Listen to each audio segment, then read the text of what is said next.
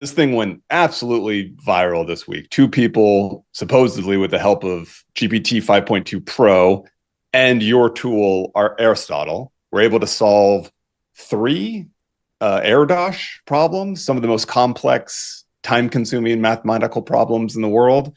How did this happen? Why is it such a big deal? And what about that did I get wrong? Because I'm sure I missed some points.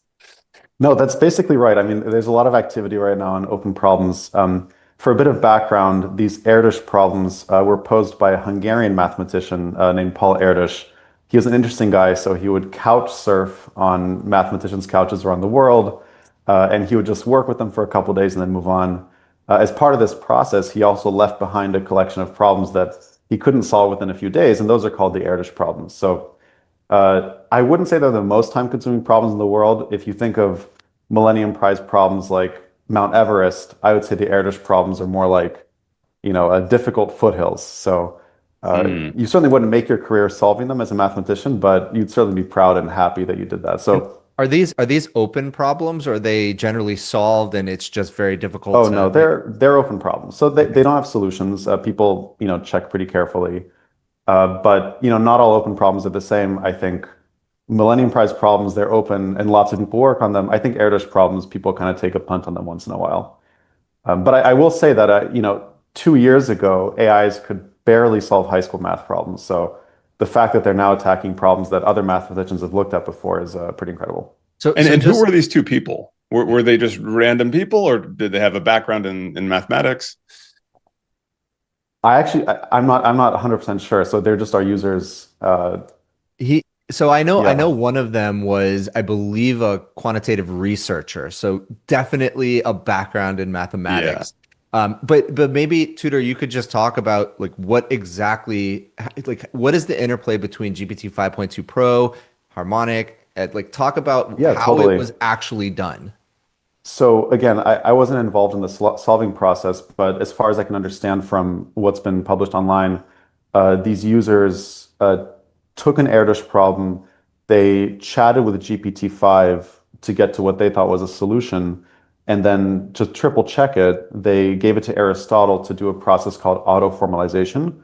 And auto-formalization, it turns an English proof, an English math proof, into a computer language called Lean, and then a computer can check if that lean proof is correct. Is Now, that is that vibe math? to be sure, in December, other people solved Erdős problems directly with Aristotle, but there's a mode you can run it in where it checks other proofs. And what was the question about lean?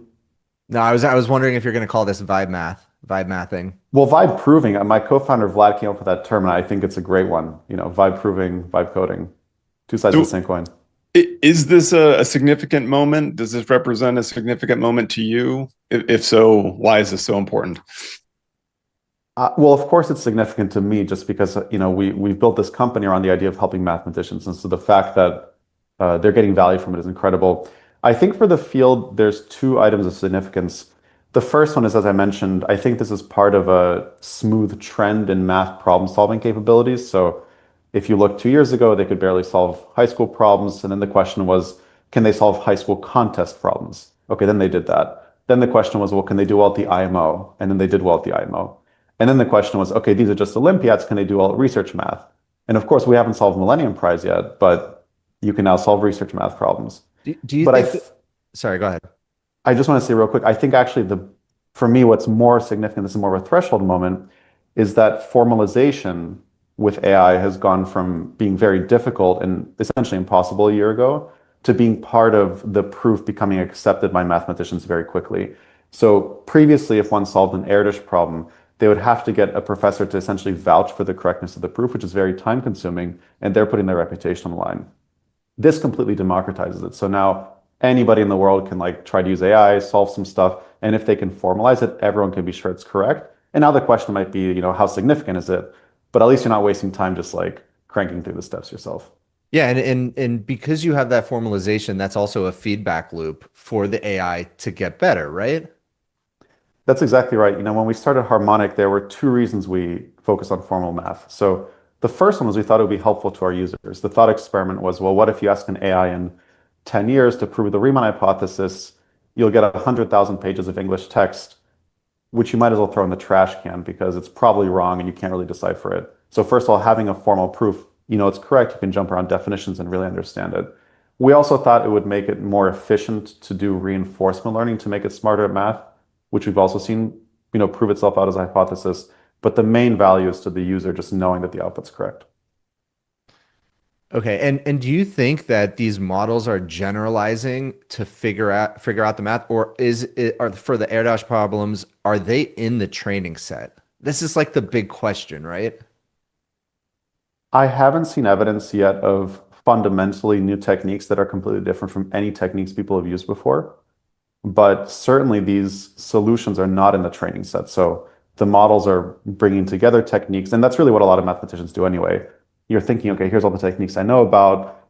Here's a very creative way to combine them and try to bring some bounds down. So I would say this is like real mathematical reasoning that's new. So you've talked about math as this ultimate form of reasoning. Can you explain what that means in layman's terms? Like, why is that your view of the world? Yeah. Why is that so important? I think that a lot of people think of math as like arithmetic, stuff you can plug into a calculator or Excel. The reality is that math encompasses all of logic. And so when people think of reasoning, whether it's in the context of math or, you know, mortgage calculations or theoretical chemistry or physics or even business operations, ultimately, anything that you can express as an objective sequence of steps that somebody else could verify on their own as being correct, that's logic. And we think of that as mathematical reasoning. Now, you see in humans, if somebody gets really good at math, it doesn't generalize to all fields, but certainly somebody very good at math can tend to go pick up programming or other quantitative fields. And so those are the two ways in which you think of like math generalizes. First of all, as an underlying, technique for reasoning, it tends to generalize to other fields, and also expressing problems in the language of logic to us makes them math problems. Tudor, do you think that there's a single algorithm to encompass everything? That's a tough question. I mean, in some sense, humans are a single algorithm to encompass everything because we've gone from, we've evolved essentially from bacteria to something that can create like semiconductors. I wouldn't say that any AI algorithm I know of right now is the single algorithm to encompass everything, but there's at least an existence proof for how to get there. Okay, and why do you think people, especially folks who are not kind of deep in mathematics, get so excited when they hear about artificial intelligence, either discovering new science, discovering new math? Why is that such an attractive idea? Well, I don't know why everyone thinks that, but I think one thing is that it's kind of refreshing. I think there's a doom and gloom narrative right now around AI. It's going to take everyone's jobs. It's going to remove meaning in people's lives. So I think it's pretty exciting when AI is not kind of automating everything people already do, but actually unlocking new heights of knowledge. You could easily imagine AI figuring out cures to cancer, better ways to do fusion, scaling up energy production. There's so many things that we're really knowledge bottlenecked on. And the fact that AI can start to help us with that, I think, is just a grand vision. I think anybody could get excited about it.